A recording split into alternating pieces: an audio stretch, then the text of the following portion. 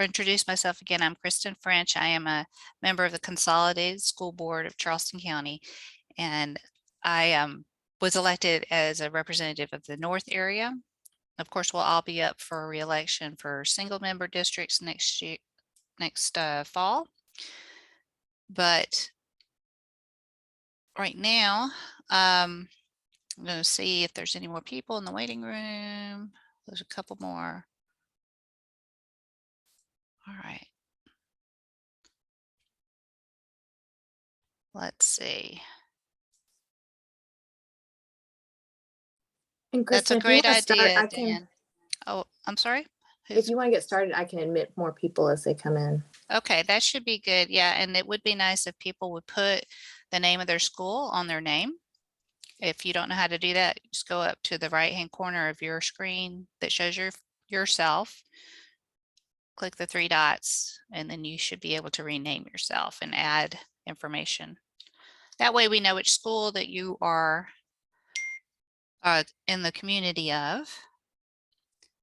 And I'm going to make sure. Somebody's texting me, but I think they're okay.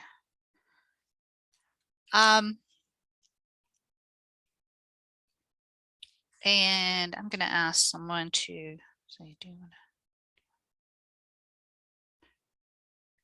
I think we have enough room for somebody else too. Oh, okay. Yeah. Oh, I found the admit all button. That makes it easier. All right. So I know that everybody is very interested in the Reimagine Schools proposal that is up on the agenda on Monday. And I wanted to clarify something because I did get a question about it that indicates that maybe people don't understand. It's on the committee of the whole agenda and on the special call board meeting agenda. And at the committee of the whole, there is a time for public comments. That does meet earlier in the day. And I'd have to look to see what time it is. It's probably, oops, it's probably around 2. Let's check. So committee of the whole.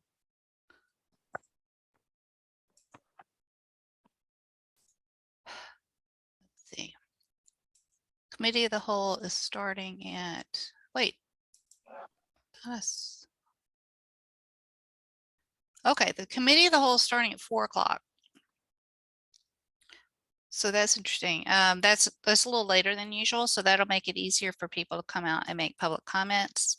Those are usually near the beginning of the meeting, so you need to try to get there, close to 4. The special call board meeting, that makes me wonder if it's before or after. It is scheduled after. It is scheduled after. Okay, that's the most regular way that they do that. That's at 5:30. Okay, so that's good. I'm glad to see that because a lot of times our committee of the whole meetings start at 1 or 2 o'clock in the afternoon, and that this way people should have the opportunity to get to the board meeting and make public comments, I hope, especially if they're needing to get there after school. So just a little background. So this came to us on December the 13th, and on that same day we were having that came in the committee of the whole, and our regular call board meeting on the same day we had the second reading of our policy IHBHE, which is to deal with schools of innovation. And of course, the proposal from of the Reimagine Schools proposal from the Coastal Community Foundation does deal with schools of innovation. So I was a little surprised to see that happen on the very same day, as I thought that we should have our policy in place before we started working on that. However, that it is what it is. It happened, and I'll tell you, some people are asking, well, so when, why weren't schools involved? Why wasn't there more information ahead of time? And I really cannot answer that question. because I didn't know anything about it before December 10th when it was put on the agenda. I have tried to get some answers, but I'm not still finding any answers about when the proposal was really available for people to look at. But it's clear that schools improvement councils and principals and other school leaders were not part of the development plan for this proposal. And it appears that there were some board members who were involved and who had conversations with Darrin Goss. I wasn't one of them. So I'm just dealing with it from that perspective so that you know. So one of the things, so I know that we're real eager to talk about the proposal itself, but first I wanted to actually talk about the policy that we passed, because I think it's important to understand that the work that the ad hoc committee did to develop this policy on schools of innovation was in response to the fact that we had the changes in the law at the state level, and we knew that we were probably going to get requests to convert schools to schools of innovation. So we wanted to set up some guardrails and make sure people understood what's important to the district in terms of whether or not we go with this. So I'm going to try to share my screen, which I've done in the past when I wasn't so confused. Let me see where it is. So it's like a green button in the center of your screen, I think, with a little Yes, arrow up. that's not what I'm looking for at the moment. Right now I'm looking for the document because I have so many things open. All right. Yep, there it is. So this is let me get my share button back up. There we go. All right, so this is available through board docs, which is where our agendas are posted and the packets are posted. I know it's difficult to get to, so I'm providing it here, and that's why I tried to give links to people as I was communicating with them so that they could look at the policy. So the first part of this is just to let people know that we're trying to make the School of Innovation process clear and to set up some guidelines and guardrails so that people know what's important to us as a district to include or not include for a School of Innovation. So, and let's see, Joy, are you able to take care of the admissions of people so that I can focus on this part? Yep. Thank you so much. So, one thing to recognize, a School of Innovation does not mean that the school has to become a public-private partnership. And when we talk about public-private partnerships, I'll define that a little bit more in a minute. We tend to think of the Meeting Street School as a model because it's really the only example we have in our state. And there's one of those in South Carolina, which includes Brentwood and Burns as one school. And then there's another school up in the Greenville area, I believe. So that model is what people tend to think about. And I know that based on Darrin Goss's white paper through the Coastal Community Foundation, that he believes that is the model for School of Innovation. Now, it's clear from the Department of Ed's interpretation of the law that they see this as it means that you have asked for a waiver from a state rule, state regulation or law that applies to education. So you can ask for one waiver or multiple waivers. You can't ask for waivers from all of the laws, but you can ask for a waiver and still be a School of Innovation. So it doesn't have to be you don't have to change your operational strategy. And that's one thing that North Charleston High School decided to do. They decided to stay as a CCSD school. They're not a public-private partnership, but they decided to ask request some waivers that they thought would help them do a better job for their students. So that's what we're really looking for. We want to see a school that has, and we're hoping that in all cases that the school improvement council is going to be very involved in this, because any big changes to our schools need to go through that council. So that you're going to see that come up a few times in this policy. So if you're applying to be a school of innovation, we expect that the school improvement council has been involved in that process. The chair of the school improvement council is required to be one of the signers when the application is submitted to the State Board of Education. So clearly it's important to the state as well. So we want to make sure that people understand that. Basically, the other part of this that's very important to understand is if you're looking at an underperforming school, there have been some changes to the law recently under this section here, the Education Accountability Act, Article 16, Assistance and Intervention. So if you're underperforming, you're now on a clock to get the school turned around. And the law prescribes that the School Improvement Council has to be involved in developing that turnaround program.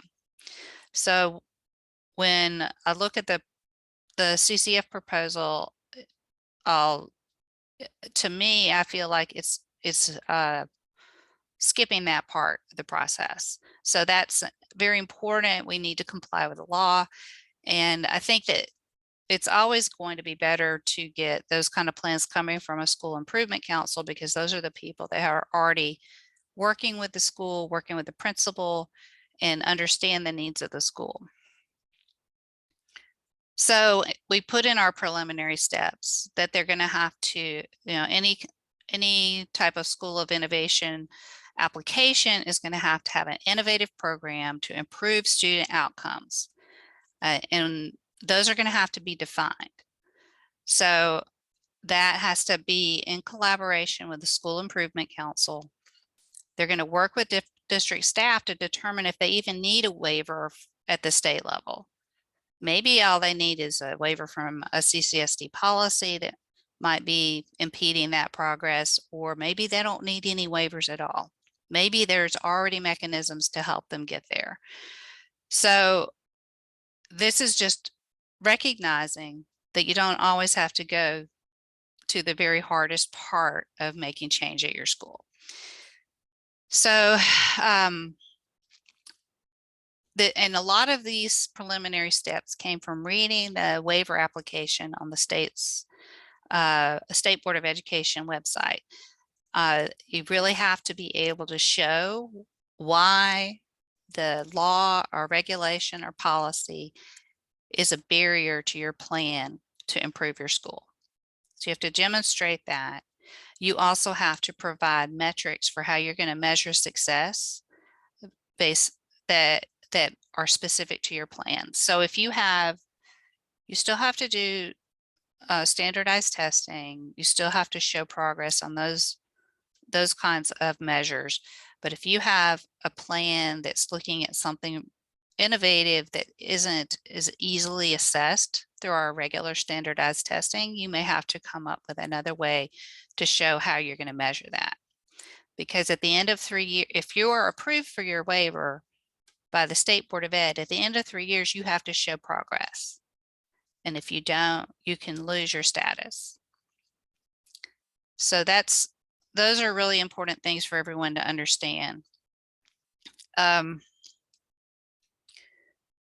This part is just to show the staff, our district staff are going to have to help any school that's applying for a school of innovation status, because it's a complicated application. And we've also said that the board is just not going to consider an application if it's not complete. We'll send it back. So most of this is about what I've been talking about is what's required by the state. And then these are some specific district requirements that the committee agreed on and that the board approved. So we want to describe how these innovations will address district priorities, identify specific policies at the district level that the school is seeking exemptions from. So for instance, the Meeting Street school model started with one state waiver, but they also had waivers from some of the CCSD policy. So we want to see that in an application at the beginning of this. We need to see the rationale for why they need those exemptions. And if they need to substitute policy. So you can't just say, well, we're not going to have a policy on student discipline because we don't believe in student discipline. You know, there has to be a way to deal with the fact that sometimes students misbehave. The School of Innovation will have to have a fully functioning school improvement council. And if they're planning to develop a brand new school, they would have to, I forget what we called it. They would have to go through the process that we normally go through in the district to create a school, and that's to develop a community group that that's made up similarly to a school improvement council that helps to define how that school is going to be created for that community. I just list here the school improvement handbook so that people know how to find it. And then we're going to have an administrative rule that's going to have a little bit more detail about how the steps of applying and things like that. Now, this is a really important sentence right here. And this is straight from the law. Nothing in this policy permits the Board of Trustees to relinquish control or oversight of an approved school of innovation. Transparent and timely reporting of fiscal and academic performance for each school of innovation is subject to the same requirements of other district schools. So we want our staff to always present data on any of our schools of innovation alongside the other schools in the district. We don't want them to be treated as separate. They are going to have to do financial reporting to us and to the state every year.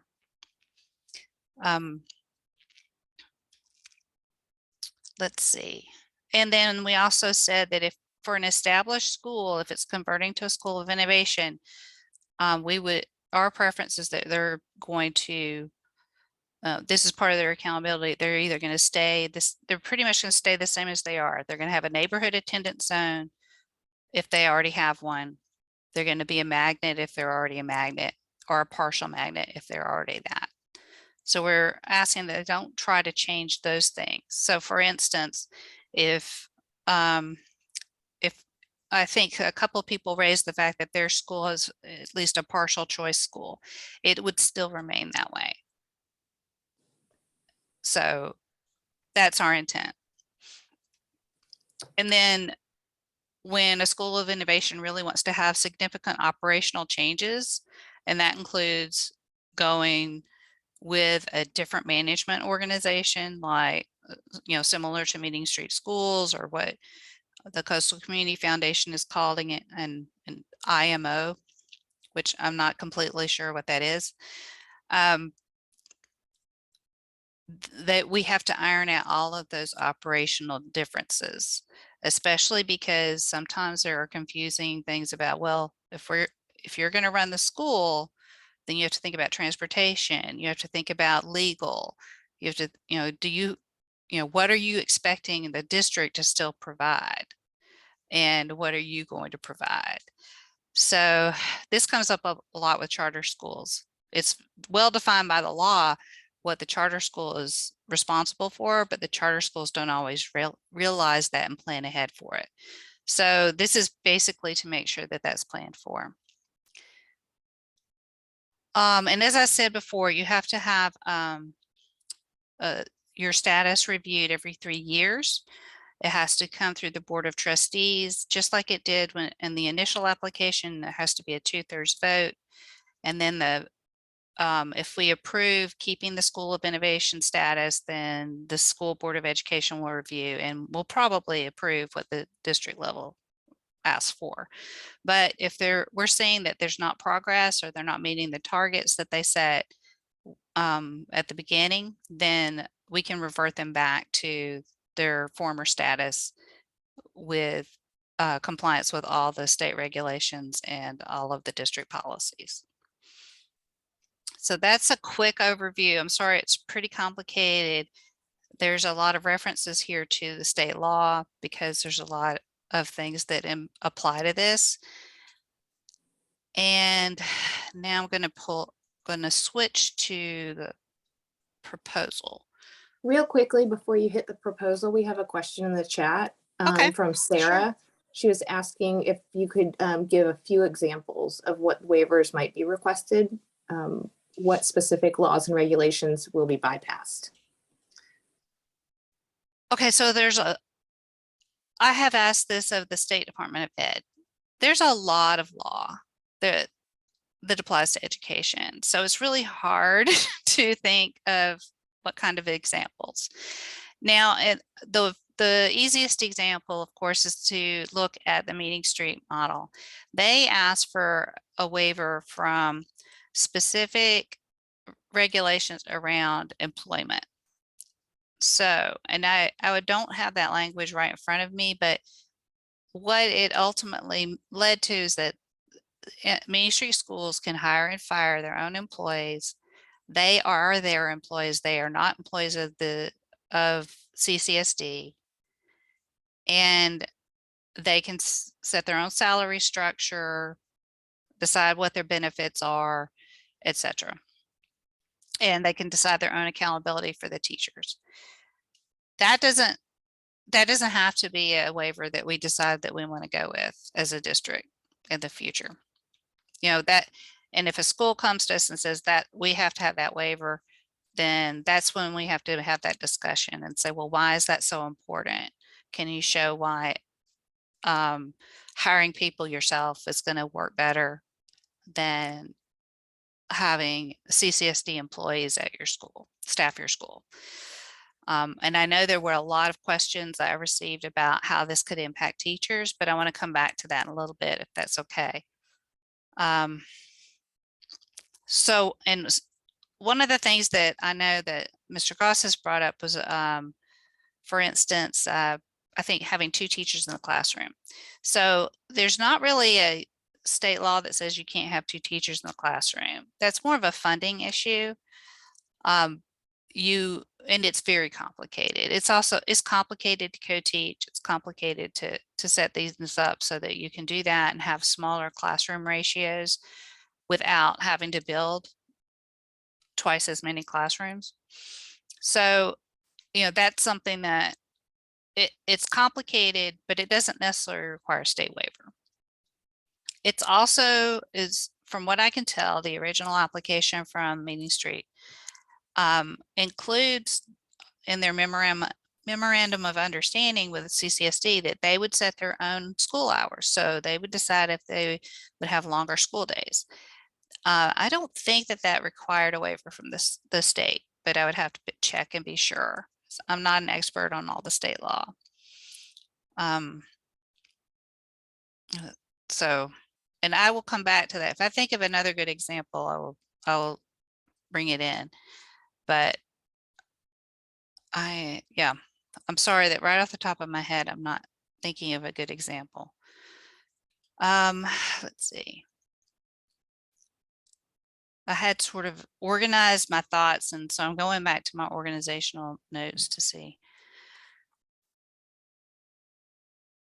All right, so I think the next thing I want to do is talk a little bit about the proposal that we have in front of us.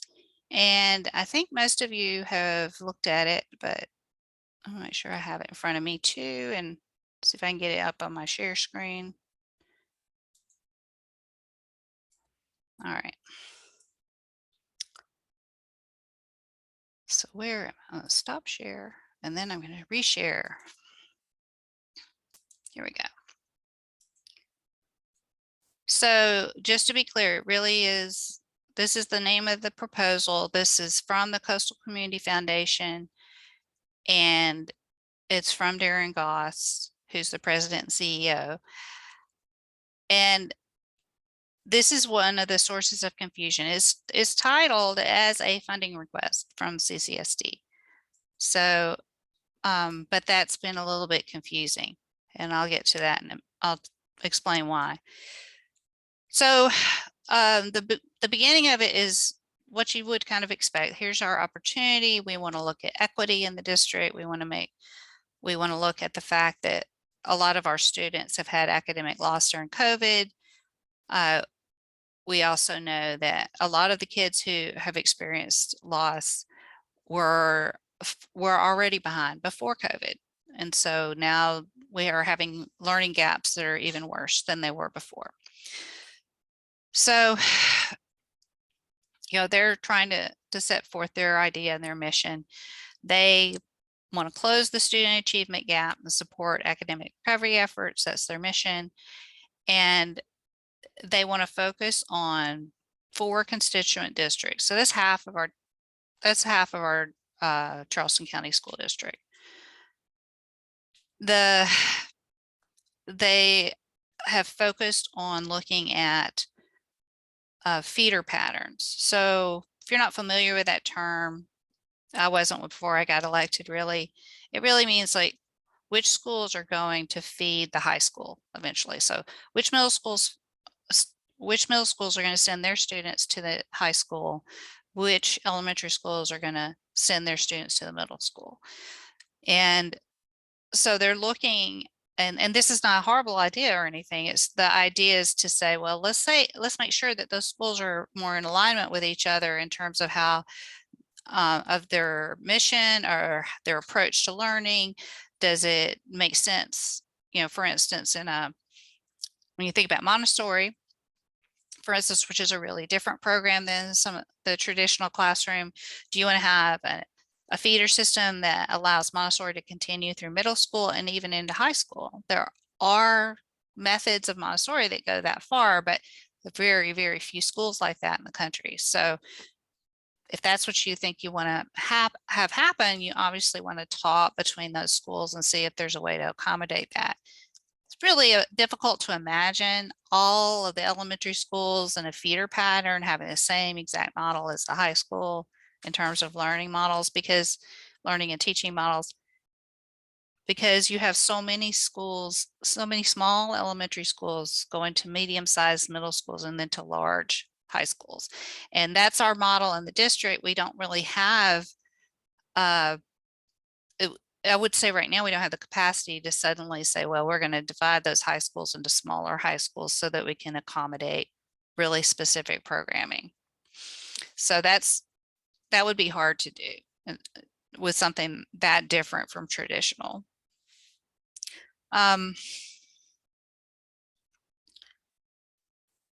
So they have some outcomes. They're very generic. They don't have any targets. They don't explain how they're going to assess growth, how they're going to set their targets or anything like that. They want, one thing that they did say, they want to move them off the comprehensive support and improvement list. And somebody was asking, are all of the schools that were listed in this proposal underperforming schools? I do not know specifically the answer to that question. I'm pretty sure the short answer is no, they aren't. I don't think all of them are even on the comprehensive support and improvement list. So, but I can't tell you exactly which ones are on and which ones aren't, unfortunately. Let's see. So that's definitely a good goal. We definitely want to move schools that are struggling to schools that are solid and doing a good job for their students. But we need to have a pretty solid plan to get there. All right, so, but when we get down to the responsibilities, then they talk about what CCF is going to do, what the district is going to do. This appears to just be adding a layer of bureaucracy between the School Improvement Council and the district. So I'm a little confused about that. I'm not sure why we would need that. If school improvement councils are already working to improve their schools, it's not that hard for them to get together with other schools in the feeder system to talk about what they're doing with each other.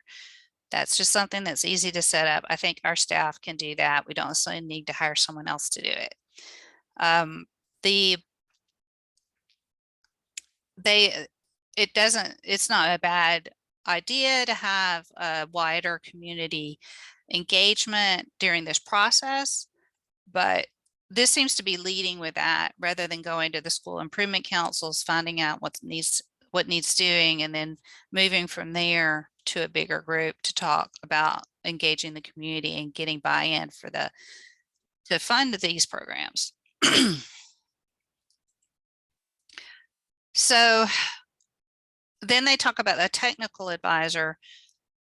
This is really something that I think that educators and district staff need to be involved in, because they're talking about providing legal expertise on our state laws. And so I think, we have legal counsel for that. We have a legal counsel office that helps us stay in line with our laws. We have lots of good educators in our district office. So I think we need to consider that kind of advisor needs to come from within the district, or if we need special expertise on, like, for instance, applying for waivers, then we can probably get that help from the State Board of Ed. I would not be surprised if they would provide staff to Zoom in or be on hand occasionally to answer questions. I think that we have these tools. We just need to understand how to use them. Let's see.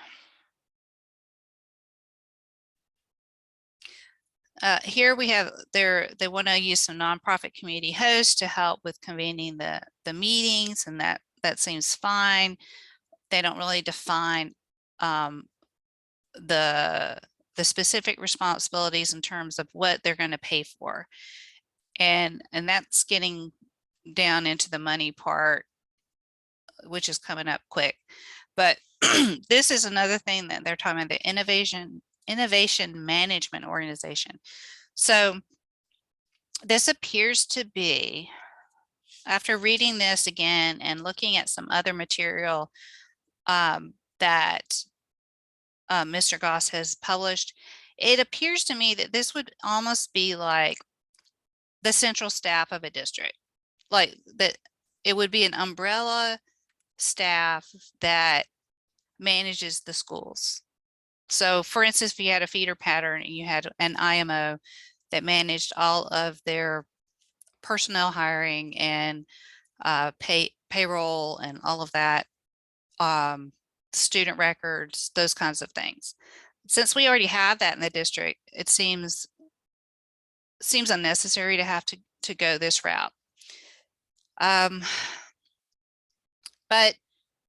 I know that that's something that some people want, that we have charter schools for that reason. They have to provide all of that support.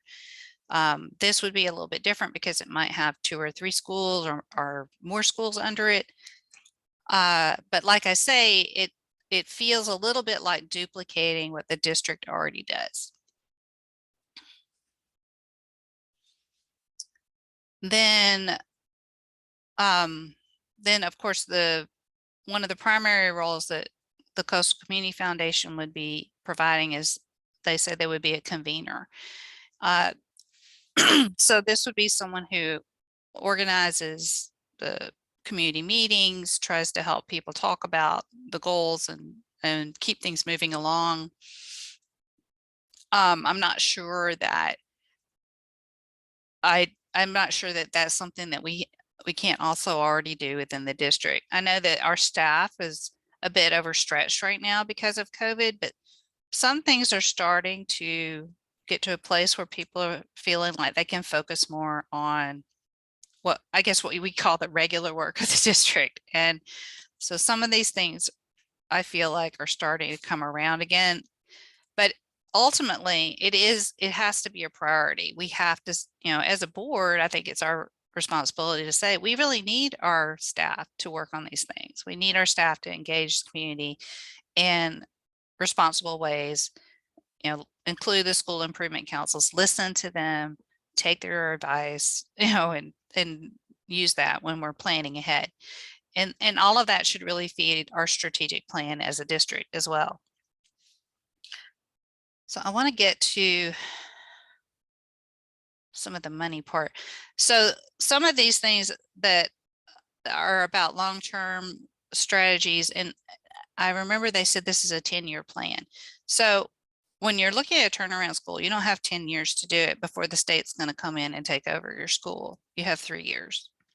So this is one thing that's concerning to me, that this proposal doesn't seem to recognize that you don't necessarily have 10 years. Now, if you're looking at the longer term goal to really get things to a completely different place, not just barely in compliance or whatever, then maybe that's what we need to look at. But I'm not seeing the meat of that in this proposal. It's just not that, it's not spelled out that well.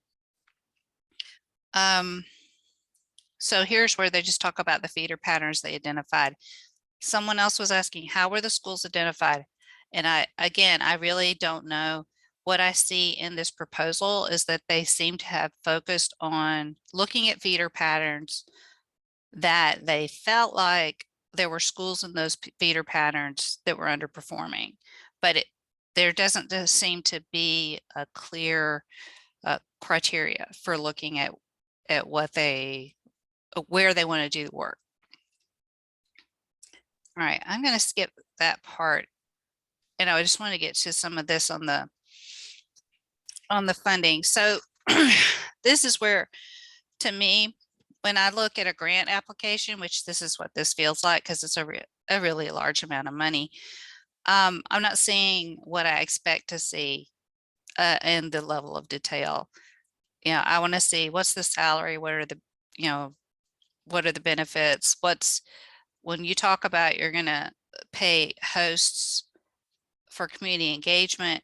I don't understand if 45,000 is for one meeting, 5 meetings, for 2 or 3 different community engagement organizations, how much you're going to pay people. I need more details so that I know that these aren't just guessing numbers. That's what I feel like. The other thing that concerns me here is that this assumes that we need to spend a lot of money in order to hand over a school to a different entity to operate. So one of the things that I was concerned about when I was working on this policy for schools of innovation is that we don't commit ourselves to say, well, if you're going to come in and be the operator of our school, well, why should we have to pay a lot of money for you to get you into a position to do that? I think, to me, I need that organization, that, if you want to call it an IMO, to come in and say, we have the money to make this change work, and then we have enough money to continue operating the school, along with the funding that we expect to get from you through the state. So, that I want to see that level of financial commitment from the IMO, and also just the showing that they have some kind of healthy fiscal state if they're going to run our school. So I'm really not excited about paying $300,000 per school to some entity for them to change it to their system of management. At this point, then they're saying that after they're changed over, then we could spend, as much as $31 million for these 22 schools. And that, again, I don't understand what that's supposed to represent. They're asking us to commit a lot of money, and we have no idea what the plan is. We have no idea what we're committing towards. And looking at something like this, I feel like this is the sort of thing that would take months to work out, and it should be part of our budget process. So we're going to set some goals. We're going to say, if we want to get to a place where we're implementing plans that we feel confident are going to make an impact for our students, let's work on that for the next few months, and then we can budget for that in June. And then we'll have the money for everybody to get working in the fall. So I don't think that this has to be rushed through right now. Let's see. Does anybody have a question, Joy, that might Kristen, be? we have lots and lots of really great questions in the chat. Okay, well then No, I let's. shouldn't. It seemed like you Okay. were on a roll. So Well, that's nice. Well, let's do a few questions and let me see if I am ready. Whew, I'm going to try to. all right. So, well, somebody asked, why did you approve having the CCF presentation at the COW in December, knowing that the board meeting would immediately follow? Why did I approve that? Or do you mean the board approved that? The board officers set the agenda. I haven't been involved in setting the agendas. As a policy liaison, I sometimes do help to put things on the CAL that relate specifically to policy. So that was something that I think we talked about at the meeting. I can't remember if it was brought up before the meeting, before the CAL took place. Actually, it did come up. I remember there was some discussion between individual board members about, do we really think it's a good idea to vote on this at the CAL and at the board meeting today? So know that was something, ultimately we decided not to vote at twice. So, because that would have meant it had sailed through in one day with very little time for the public to respond. And that's why we postponed it until January 10th, which is Monday. There are an awful lot of questions for people asking generally, what can they do to stop this proposal?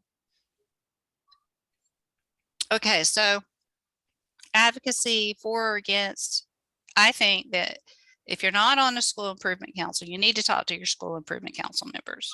And if you're on a school improvement council, you need to be helping, your parents and teachers by getting that feedback from them and then helping summarize it for the principal, for instance. So, and the reason I say that is because I know that our principals are real busy and they don't need to be bombarded with a bunch of emails from everyone in the community.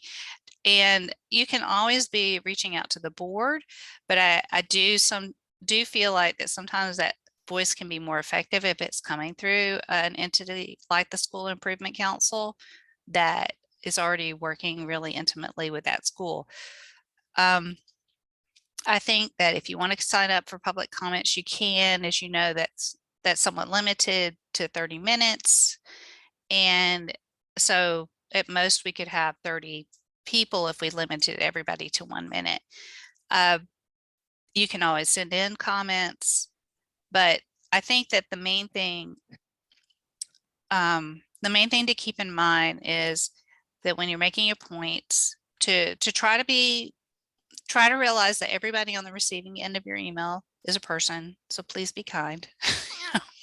And but I understand the frustration and the anger, and we get a lot of that, but that's okay. It's okay to be angry. And it's okay to express that. Just remember, we're all people. I'll say overwhelmingly people are concerned about the time limits, the Okay. fact that it's being rushed through, so they don't have really a lot of time to organize. I understand that is very difficult, and I'm not, it's one reason that I wanted to have this meeting or this information session tonight, because I wanted to give people an opportunity to know a little bit more about what's going on. One thing that I want to say is that we still haven't voted. I know that we're getting a lot of feedback, at every level of the schools coming back to the district. So I know that this makes an impact, and I think that people are considering whether this is the right time for this proposal. So I think that you need to keep speaking up, and I don't, it's really hard. I know that it's coming up fast, and most of the time between December 13th and now was a break. So it was really difficult to get in touch with people or to find out anything. You know, keep talking to each other. Make sure you know what your school improvement council is doing too. You know, and I know most of you, you know, probably at least half of you are on school improvement councils.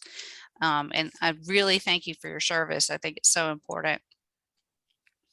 But so understanding that you can't know exactly what other people are thinking, a couple of people have asked, what do you think the likelihood that this proposal will be passed, in your opinion? it's really hard to know. I know, you know, I've had a couple of conversations, so I know that some people are considering whether or not this is the right time.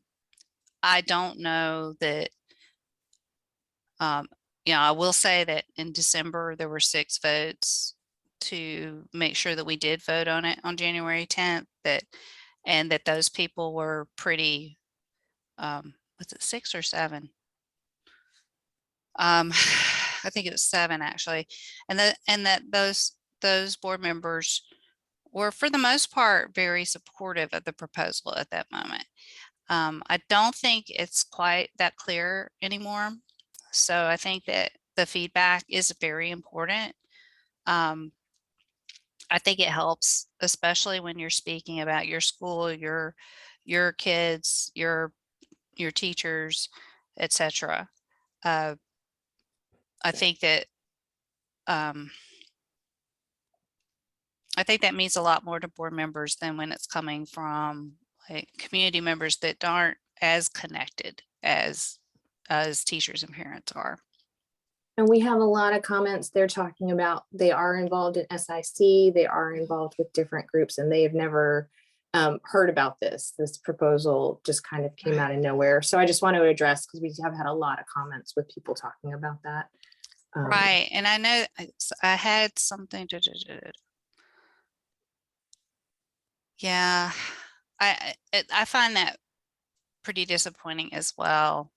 And it's not just that piece that no one knew about it ahead of time. I mean, that can happen, but that there was nothing in the proposal that's indicated we're going to go to the school improvement councils and talk to them. You know, make sure that they're part of the process. So Leslie Boyer, do you want to unmute and just ask your question? I see you raising your hand. Yes, thank you, Kristen. First, I want to thank you for doing this for everyone and hopefully getting some answers to all of the questions everyone is asking. I am the SIC chair for Angel Oak Elementary. And one of my questions is, why could staff not be hired by the district internally to lead this work? If the district and the school holds the accountability, implements the majority of the work, and can apply for funding on their own, why would we need this to be outsourced? And what does the CCF ultimately, what do they have in the success of this implementation? Okay, well, I'm gonna, oops, I muted myself. I'm gonna mute you again, and then I'm gonna answer. So the answer about whether or not we could hire staff. So I'm not sure we need to hire staff. I think we probably have staff that have those capabilities, but if we really are understaffed in that area, that is a way that we could use ESSER money, because that would be directly looking at how are we going to improve the outcomes of our students who have gotten so far behind or who are still behind. Because we know that some of the students have they were behind before, they're still behind in those learning gaps, those racial equity gaps have increased, or they're still the same. You know, there's not enough improvement. And that's one of the things that ESSER money is supposed to be used for. If we were looking at that in terms of this is a short-term hire, that we need to reinvigorate our school improvement councils, for instance, to make sure we know that they have all the supports they need, and that we structure the district appropriately so that all of that information comes from them to the board, and we consider that in our budget process every year. That's great, because one of the problems you have with ESSER funding is if you start hiring people at the end of that funding, you're going to have to fire a lot of people. So you want to be careful about what kind of hiring you do, that it's a way that you're able to use money to get something started that can be self-sustaining. So at this point, I think we do need to, when I think about turnaround for the district, I think we need to turn around how we interact with our school improvement councils. And If the we other have thing, ESSER funds, oh, sorry, Yeah. go ahead. I just wanted to, I think what you were saying is that how does CCF have a way to accomplish any of this? It's not clear to me that CCF thinks that they would be doing the work themselves, that they would be setting up an avenue for someone else to come in and do the work. Mr. Goss has said that he's not an education expert. He's not an educator. He's not going to be doing that. He's just going to facilitate the conversation. I like this question, is if they're awarded this proposal, will the board set a risk-based contract such that they have skin in the game? That's a good question. We would have to have an MOU at least. We could probably set up a contract. A couple of the questions I've had is why wouldn't something like this go through a procurement process? If we decide we want to hire an outside entity to do this work for us, we could put out a request for bids. But I really do think that we could do it internally, to be honest. Let's see. Oh, and someone else had asked, what is the Coastal Community Foundation? And I'm going to, if somebody has a quick link to that, but I had a link to their About Us page if you want to see it. But basically they're a group that handles donor money and helps grant it to organizations. So there's the link right here. So the Coastal Community Foundation basically helps people set up endowments. It also helps people manage money that they want to use philanthropically. And then they help with a grant system so that people can apply for grants from some of these donors. They basically connect people who need funding with people who want to donate money to good causes. And they've typically been pretty good at that over the years.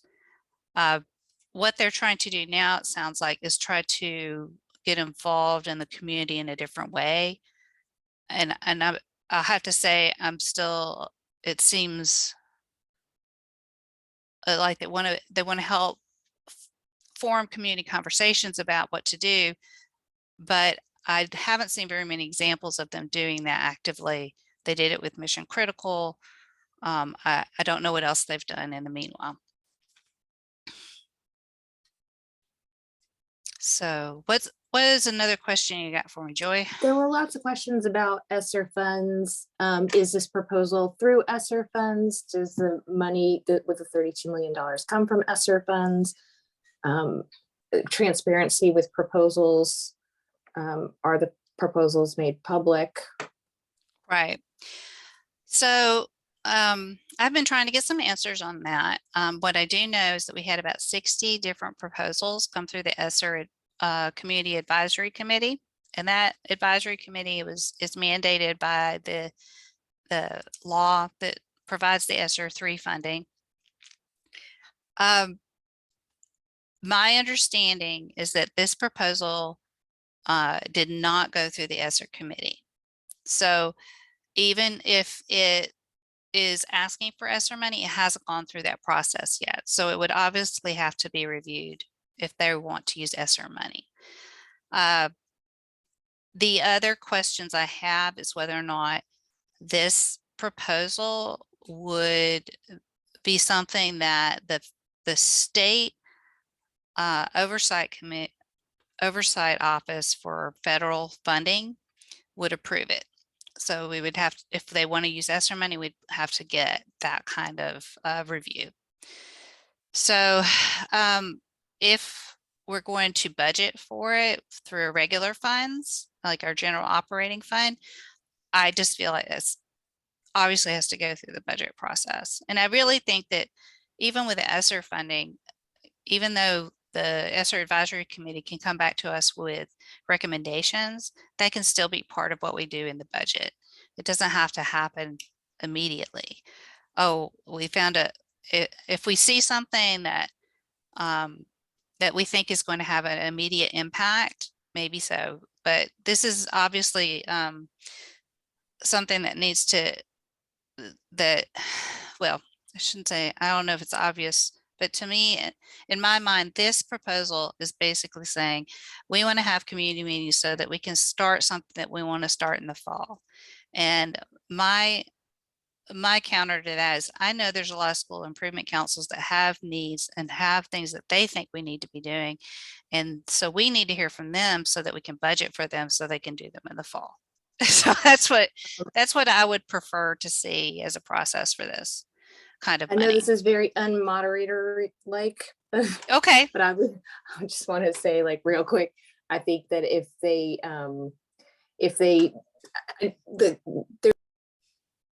Oh, sorry, a lot of people are agreeing, if there's this many questions, the proposal shouldn't even be on the table. So a lot of people are agreeing with that. But also if it's not clear whether they're asking for money or not, is it? I would agree with that. The proposal itself is vague on that specific point. Okay.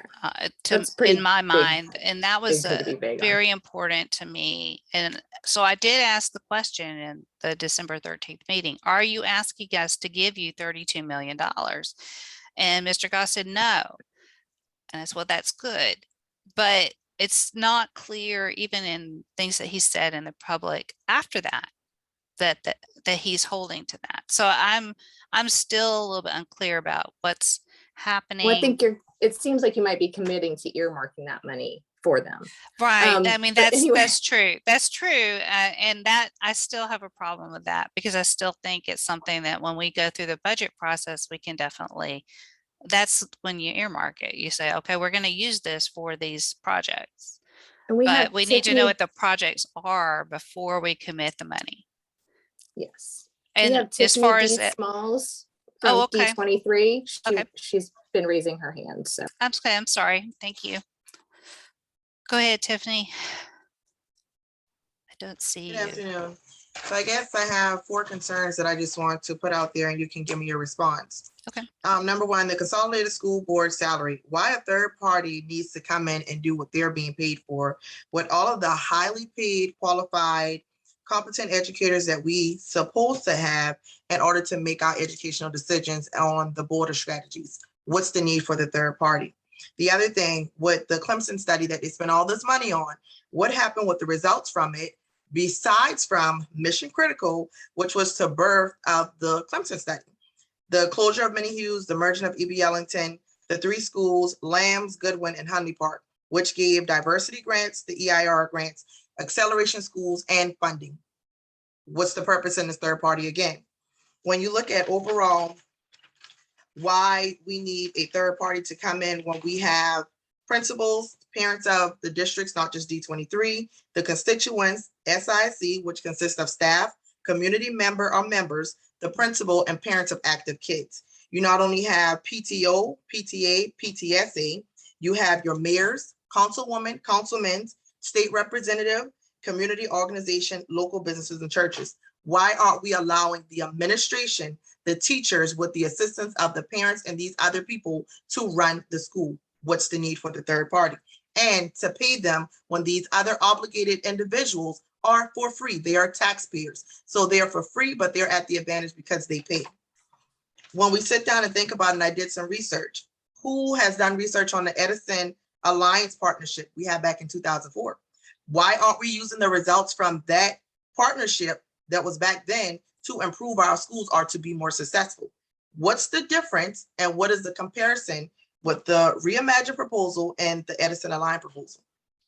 That we didn't touch bases on. Is this going to be a trend every 10 to 15 years to keep going back through investing money into these temporary solutions that are not permanent fix? And when they talk about test scores, I am so sick of hearing that the schools are below average. Once again, you are comparing apples to oranges. If you look at test scores from a school of 200 kids versus a test score of just 100 kids, the numbers are going to be different because it is not equal. We are not allowing administration and the teachers to do their job with what they've been given. It's like we are giving them responsibilities, but not allowing them to execute to the fullest potential. We will never close the achievement gap.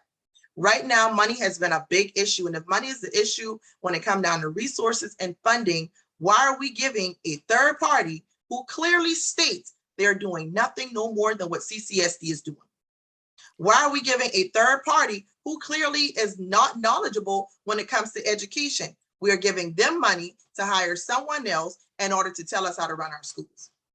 I appreciate I what don't you're care what saying. PhD in education, but 5 common sense. We are wasting valuable money that could be implemented and dispersed amongst our schools. I appreciate what you're saying, and I don't disagree with any of it. I'd really like you to reach out to me and share that report that you're referring to from 2004. I'd not heard of that, so I'd like to hear about that. Yeah, I agree that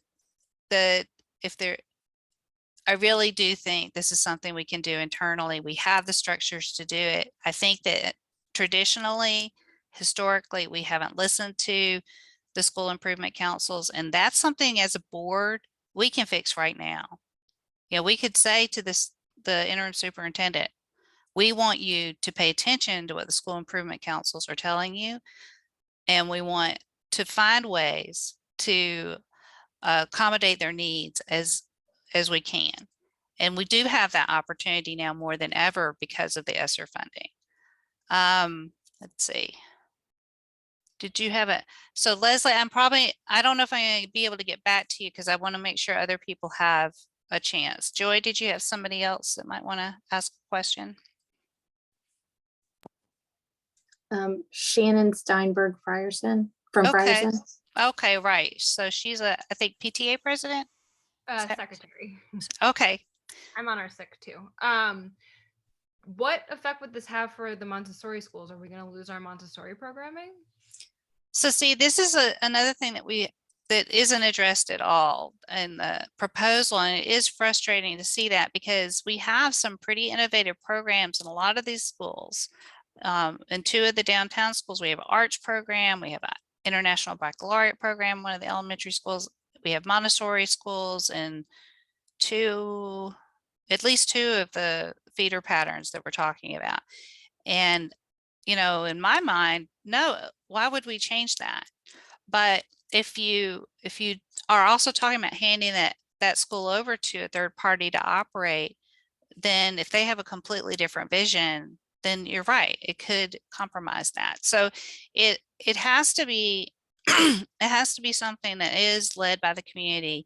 And, you know, Mr. Goss does say that's what he wants. So, you know, obviously you guys are all committed to your schools and you're willing to speak up and get out there. And one of the things that about these commissions that I was concerned about is there's never been an answer to the question, how are people going to be picked to sit on those commissions?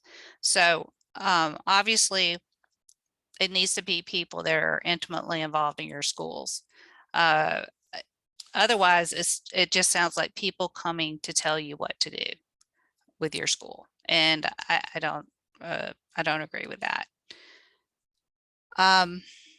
Let's see. How about Elizabeth Poole? She's another SIC chair. Hey everybody. So I'm a SIC chair at Frierson. Kind of long story, but anyway, we did a lot of this work, in my opinion, when we got our communities together and had huge outturns for people to start having these conversations to make recommendations on what our community wanted through mission critical. And I think that what we saw was that the board did implement a lot of those mission critical changes initially. And then when COVID happened, everything switched gears to, you know, we've got to make COVID policy, which is understandable. Hold on, Jackson. He's doing magic tricks. Oh dear. Nothing can stop the magic. Well, let me address that, because I think that's really important. Some of the mission critical initiatives that we haven't had the opportunity to completely come to fruition. Right. So we need to think about that too. Is what this proposal is saying that, well, we're not going to let them finish their work. And, you know, I understand the frustration that it has taken a long time, but you're right. We had 20 months of complete interruption. And now some of those things are really, they're doubling down to get implemented. Some of the new curriculum is really getting installed. More of our schools have committed to the, please help my brain.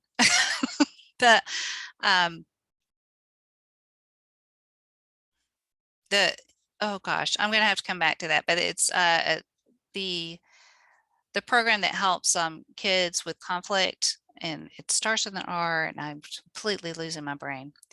But there's some really good pieces that are coming through that just need to be implemented more completely, or need to be implemented in more of the schools.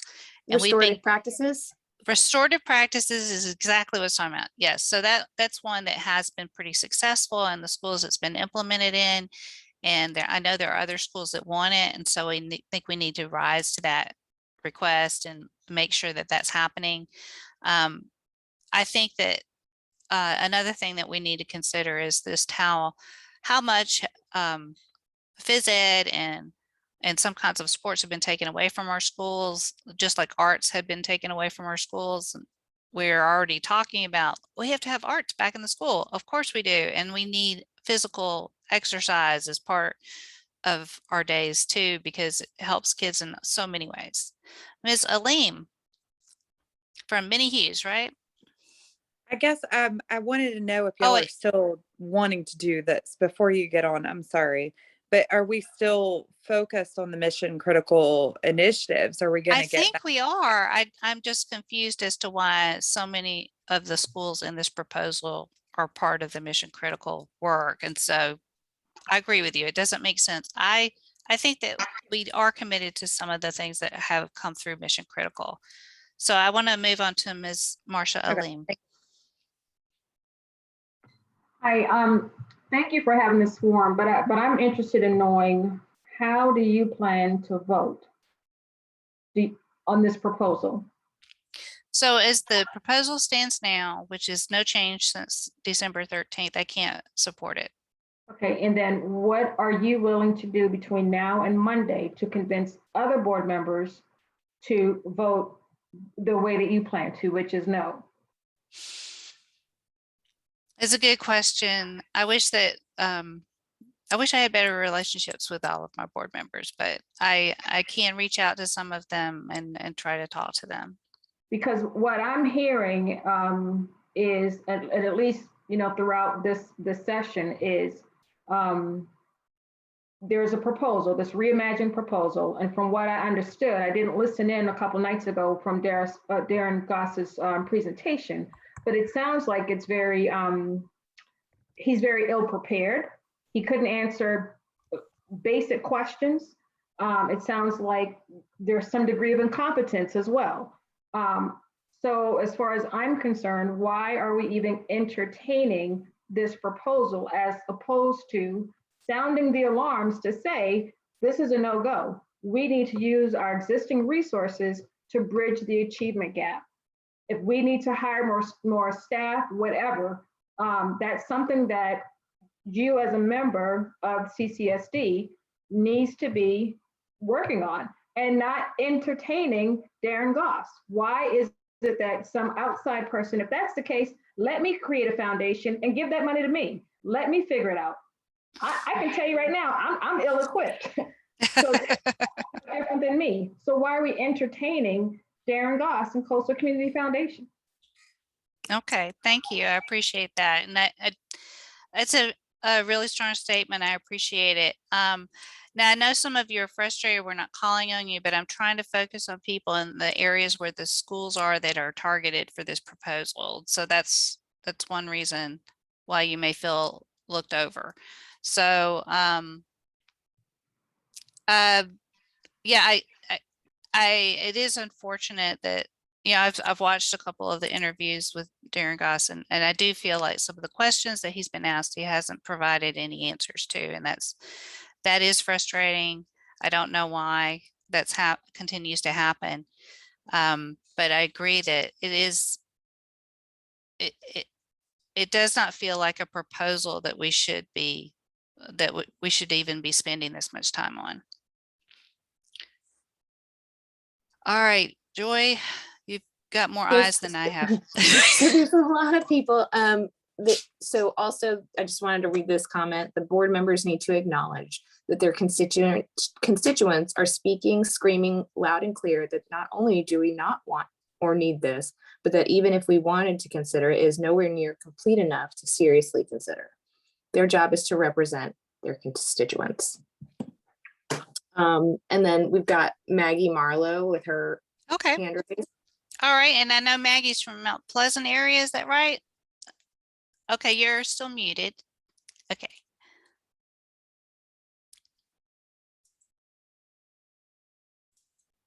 Maggie, you're muted. Yeah, I asked her to unmute. I just want to say thank you for doing this, because we appreciate you going through this and obviously hearing us. You know, it doesn't always get done, so we appreciate that.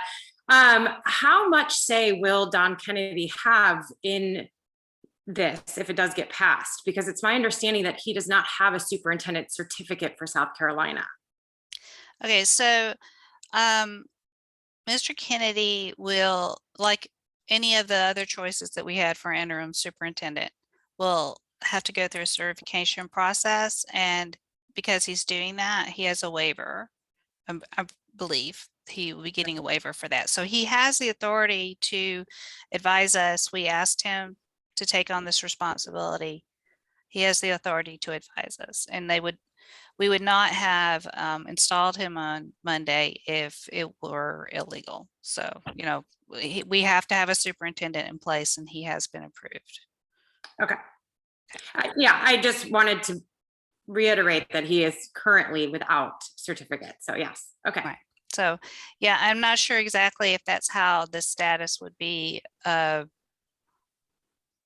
stated by the state board or the state superintendent. I'm not exactly sure how that waiver process works. Okay. So it's more of an HR question. We got a question a while back. What happens to the constituent board? I know you've invited some constituent board members. What would happen to the constituent boards in those affected areas? What would happen to constituent boards in the affected areas? I have not heard anything from this proposal or from other board members indicating that anything would happen to the constituent boards in these areas. What I understand is that this question has come up before in regards to public-private partnerships. I believe that, for instance, at Meeting Street Schools, I think if discipline appeals come out, they still have to go through the D4 constituent board.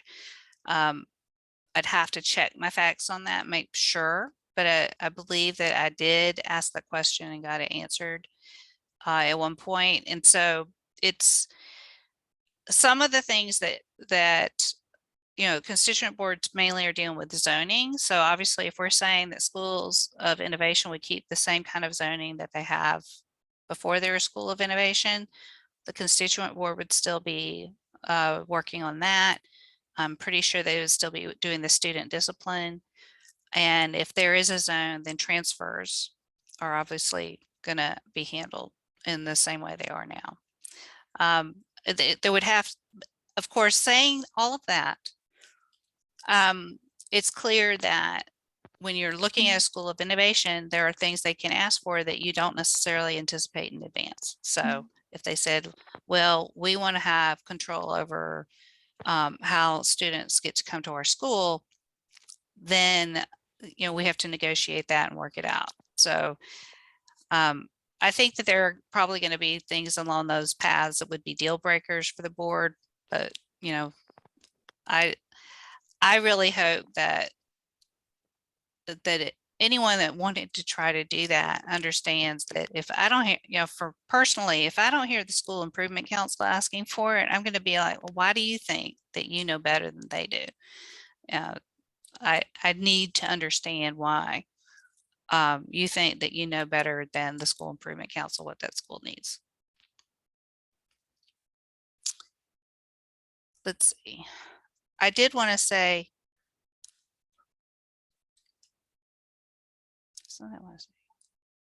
oh, there were a lot. I know that I believe there's some teachers on the call, and so I did want, and probably some other staff. I did want to address this because it's come up a few times in emails as well. People have asked, well, how does this impact us as a teacher, for instance? And if a school applies to be a school of innovation, it doesn't necessarily have to change your status as a CCSD employee. So, you know, the North Charleston High School staff are still CCSD employees, even though they're a school of innovation. So that's a good example of how that works. Now, one of the things that they did apply for was that they could hire more teachers that aren't certified. So up to 25%, which is the limit for charters. So that does impact teachers at the same time. I realize that. If a school is going to be taken over by a different entity and managed by that entity, then that becomes a question of, are we going to allow them to hire and fire those employees, or are we going to retain those employees as district employees? That's going to be one of the things that has to be talked about and negotiated. So in my personal opinion is that all of our schools should be staffed by CCSD employees. I don't like the situation that we have at Meeting Street, where we have our students being taught by staff that aren't our employees and that aren't protected in the same way that other employees are. That's just my personal opinion. And I would say at this point, and I usually try to say this at the beginning of anything that I do with community, is that all of the things I'm telling you are really my opinion. I am an individual and I don't speak for other board members. I don't speak for the board. So just want to make that point. Another person asked a nice question. They talked about special needs. Would this impact special needs programs at the schools? So I know that that is an issue that we need to always keep in the forefront of our mind, because it is there's so many different definitions of special needs, and one school, in my mind, a district is so much better equipped at making sure that schools have the resources they need to meet students' needs who do have special needs. When it's just one school, it's so hard to have all of the supports that you need. So I do think that that's an important consideration, and I want to see us focus more on that aspect of our schools. You know, one of the things that I have been asking for repeatedly is, why don't you show us data to compare where our special needs kids are doing in terms of learning? Do we know more about, do we know if that has anything to do with what we're seeing with some of the other disparities that we have? Is there a crossover? Is there racial disparity within our special needs program? You know, we need to know these answers, and we're not really looking at it very carefully. And I think that's another investment that we really need to consider for especially our low income schools. Okay. All right, do you have another question for me? I think I'm ready. It's already 8:30. We've been at this, haven't we? It is. So Yeah, I don't know. I mean, there are lots of great comments and a lot of questions. A lot of them are it's the same. The timeline seems impossible. Incomplete proposal. There's one that says if the proposal is approved at a very fundamental level for D9, D20, and D23, is there any assurance that the school community is going to be told how the plan will affect the school's curriculum before this school year ends? Okay, so if the proposal were passed, would we know how it would impact the school? Okay, and I see what you're saying, because we're also having school choice coming up right now, enrollment and all of that. That is an excellent question. I think even with the timeline that the proposal is looking at, they were talking about changeover in the fall, for the next academic year. It almost sounded like they would spend all of next academic year dealing with the changeover if that were the way that the school decided to go. And so I would have a lot of questions about what that means for implementation of new curriculum and et cetera. I think that it would be really, I think it would be really devastating to like go into a Montessori school and say, hey, no more Montessori next year. And I also think, given that some of the overlap with this proposal and some of the acceleration schools that are already changing their ELA and math curriculums, and in a lot of our schools have changed the math curriculum already, it would be so frustrating for the teachers, and I think for parents too, because I think I've heard really good things about the math curriculum. I think it's called Bridges. Sorry, so many words that I don't keep in my head, but I know that if we were to shift gears on that, so many people have invested so much time and effort into learning how to use that curriculum. It would be so wrong to just come in and say, well, we're not going to do that anymore. We're going to shift gears again because we just got this really rolling. And I think we need to see it actually work. We had a really great comment from Matt at Angel Oak and Hot Gap. Are all of our concerns going to be shared with others or just you?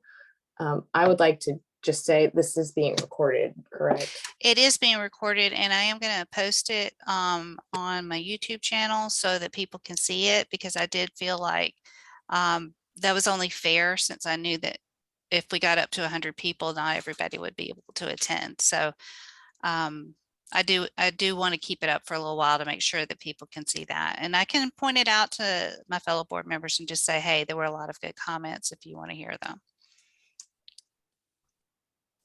Melissa Reese from Frierson. Hi. So my question is kind of twofold. So it goes back to the Reimagine proposal, and if that would pass, schools that receive Title I funds, which is most of the schools in this proposal, if that becoming a school of innovation through CCSD or becoming a school of innovation through this third-party company, if that would affect title funds and how the difference would be made up if title funds were lost. Okay, before you go on, I want to say thank you so much, because you submitted that in advance and I had a minute to go check. Meeting Street Schools does receive Title I funding, so I don't think it would affect the Title I status.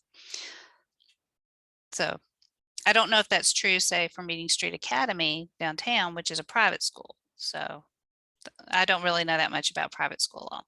Did you have a second part? Nope, that was it. Thank you. Okay, thank you. Yeah, thank you everybody for submitting the questions that you did submit in advance, because it helped me to organize my thoughts a little bit better. Oh, the other thing that people were asking about is the timeline. Why is this so fast? Do we really have to commit the dollars right now? And I think I've covered this mainly, but I'm just going to say that when you talk, you know, I think our budget process is solid, that we have time to get ready for the fall. But the other part of that is the ESSER money. And I know there are time limits on that. So, but we still have plenty of time to use the money. We have to commit and expend that money by September 30th of 2024, which means we have plenty of time to budget for the 22-23 academic year and the 23-24 academic year. So what we got to look at is, where do we need to increase our staff to make sure our students are getting what they need? Even if, you know, and some of that staff increase is going to have to be either temporary, or it's going to have to lead to something where we can say, look, this is what really works, and this is why you need to give us more funding from the state. So, you know, we need to be careful about how we commit money towards staffing. We have, you know, we have $163 million coming to us because we're a high poverty district. That I think we have to be really thoughtful and careful about how we do that, because I don't want us to end up in a situation where we hire a bunch of people and then we have to fire them all. We definitely need better. We know that mental health is something that's bubbling up in the community, and the board is pretty committed to making sure that we increase our mental health supports and find ways to keep that sustainable. But I think every decision we make, we need to be thinking about how can either we invest in ways that are going to increase the capacity of our current staff, you know, through very good professional development, for instance, or how are we going to implement hiring people in a way that we can say that we have a really good solid plan to show it helps to have these extra people, and that's why we have to do it. That's why we have to keep doing it even after the ESSER money runs out. So I think those are both really important. Was there anything else specifically about the proposal, since that's what we're here for? I guess I have a quick question myself. Okay. So Darrin Goss is being allowed to ask for ESSER funds. And then they're going to, at that point, give out ESSER funds, or is that how that works? Well, Utilize more ESSER funds? I don't know. Like we were saying earlier, it sounds like he's trying to get us to earmark that money, commit it for something that he's going to tell us to do with it later. And not necessarily just give him all that money. The minimal, I think the maximum amount that he's committed to say he's asking for directly is $800,000 to pay him to do all this convening, which I still think we could do better by using our own staff and save money. But the other part of what he's been talking about is fundraising for special fund to match that $32 million. That money, you know, I don't know where he's going to get it. I'm sure there's plenty of people that want to give money to various things in education, but he has talked about how he might grant that money out. And so that does seem to be tied to whether or not a school has decided to do something that qualifies them in the law as a school of innovation. So that's a little bit,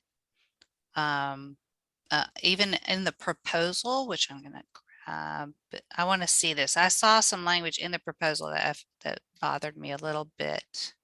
Well, I think while you find that, to me, it seems a little sticky for him to be reaching from both sides. Right. And I don't think that, given the fact that he hasn't gone through the ESSER process, that he does there do seem to be some conflicts because of the money they give out to organizations that are also applying for ESSER money.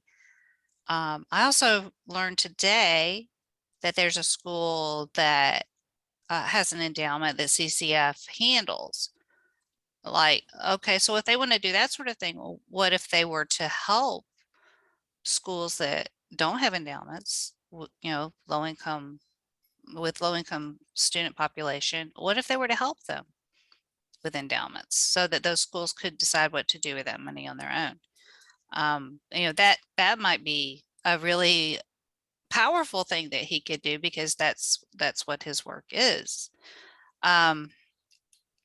Well, that kind of segues into my final part of that question, which Mhm. is, Yeah. why is Darrin Goss allowed so much access to CCSD? I don't know. I really don't know. I think that he's had relationships with a variety of people over the years, but I am not, I'm not sure why that has been so prevalent. Sorry, I wasn't trying to stump you. That's not a gotcha question. I just wanted to Yeah, point out it's a that tough it one. seems like a very odd thing. We have Edward Brown with his hand raised. Okay, thank you, Mr. Brown. Let's see. There Yes, you I have a very fundamental question. If there is a process that you have to go through, I think you alluded to it in the answer to the previous question, in order to get this proposal to the Charleston County School District Board of Trustees to be voted upon, and that process was not invoked or employed, how did we get here?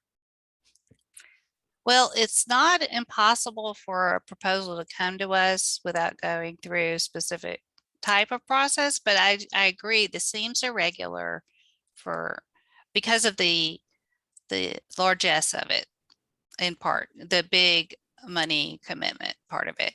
So yes, I think if they were looking for ESSER money, it should have gone through the ESSER Advisory Committee before it came to us.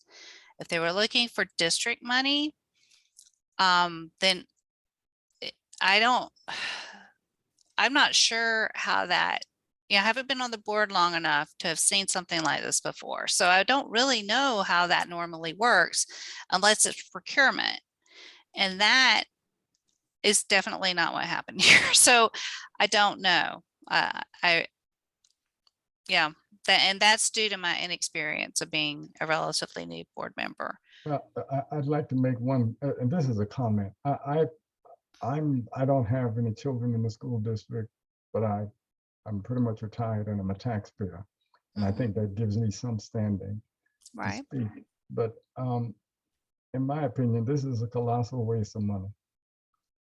We have those districts, so-called underprivileged districts, and that money could be much better spent directing it directly towards the schools in those districts, as opposed to employing someone and giving them $31 million to do what the teachers already do.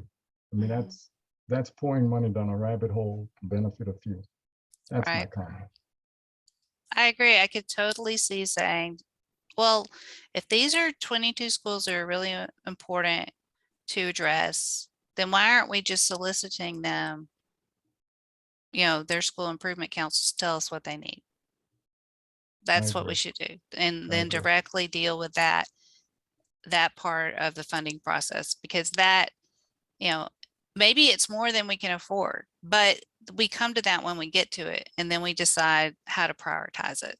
But to go through this extra process, which seems to come with an agenda, to go a specific route, I don't, yeah, I tend to agree with you. I don't see why we should commit the money to those routes when we haven't even talked to the people in the room that know what the schools need. Thank you. I will say earlier in the chat, somebody did say, spoiler alert, ask teachers. So that's another possibility. Yep. Why should so- teachers have to worry about whether or not they have enough facial tissues in their classroom? Right. You know, for instance, it's or pencils, whatever. It's awful. Maybe you can clarify this because there's a lot of rumors going around about this, but one of the comments that I was told today that the majority of funding for CCF was coming from mission critical and only a portion from CCF. The committee for 65 nonprofits who submitted applications are being reviewed this month. And I think part of that is the money coming, where is the money coming from? Yeah, that is unclear to me. So one thing that I'd like to point out, so we committed $2.7 million from our use of fund balance for mission critical this year, for this fiscal year. That's in the budget book. And my understanding is that we've pretty much spent all of that. There is no mission critical money just lying around. So based on our audit and finance reports. And that, so I don't know where, I've heard that from another board member and I have no idea why they think that there's millions of dollars waiting to be spent.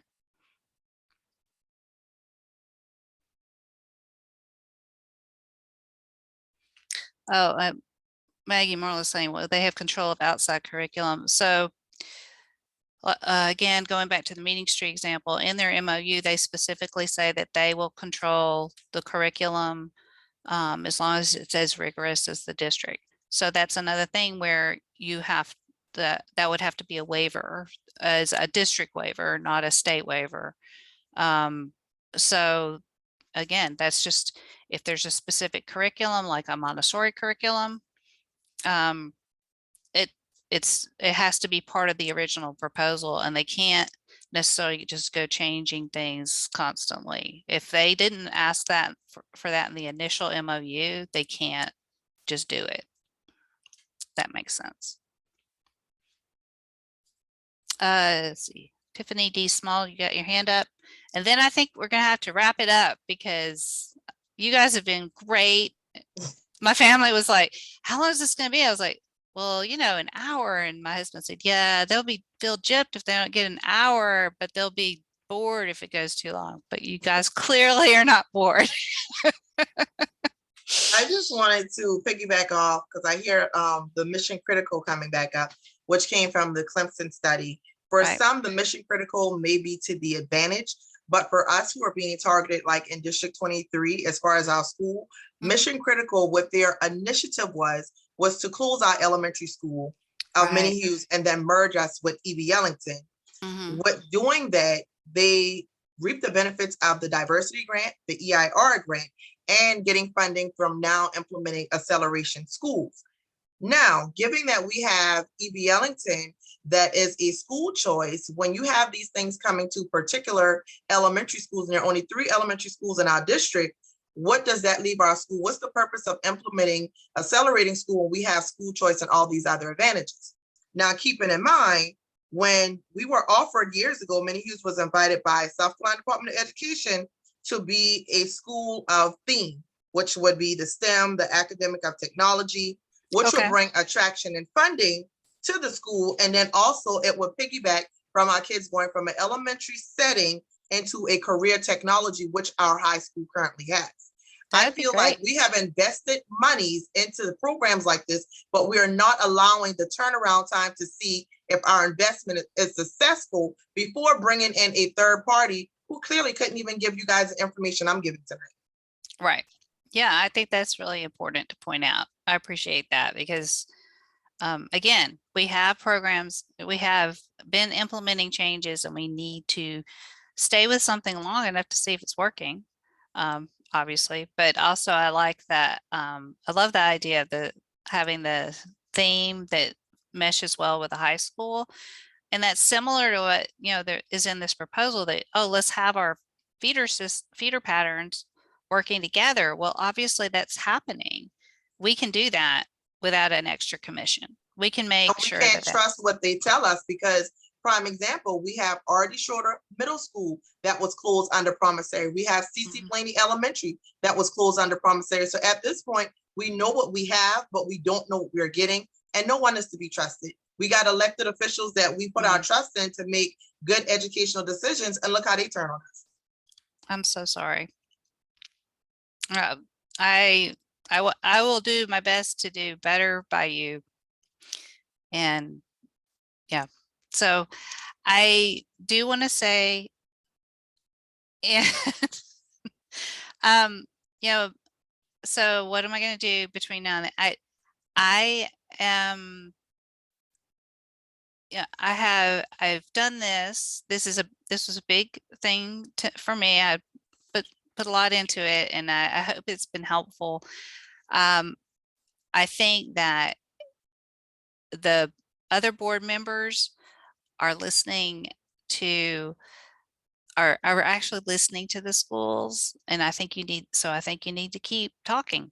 And I am going to definitely going to talk to a few of my fellow board members between now and the 10th and see if I can use some persuasion. Doesn't always work, but you know, it's always good to get those ideas aired out in case it can. So I will do my best to do good by you. All right. Yeah, I just want to say thank you, Dr. French, for putting this on and having this, and really well, thanks. so much thanks to everybody who's asked the great questions, made the comments, and they're really, I'm so excited to see the community. I mean, it's terrible that we have to advocate so hard for this, but it's really great to work with all of you to get this yeah, hopefully I off the know table. a lot of you have been working really hard over the last few weeks. I really appreciate what y'all have done, and I really see this as an opportunity to invigorate our school improvement councils. I am very excited that so many people responded to me when I reached out, and I was able to even then use those people to reach out to others that I couldn't get email addresses for. You know, it's not that hard to find y'all's contact info. It's not that easy to find it. And so I think we need to keep working on that. I do believe I can save the comments, and I'm going to try to make sure that I do. For everybody, if I can figure out how to do it, how to figure out all the people that we're on, I'm going to try to send you a document that has some resource links that I prepared for you. And it's got, it'll have the policy document, it'll have the proposal document, but also have the information about school improvement councils that's available on the SCS School Improvement Council website, because there's some pretty good resources there.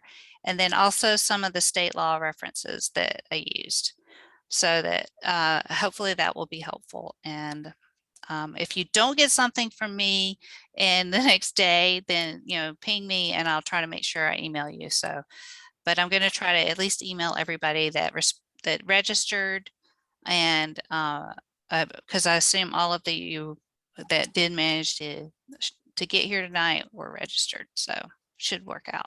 All right. Thanks a lot, everybody.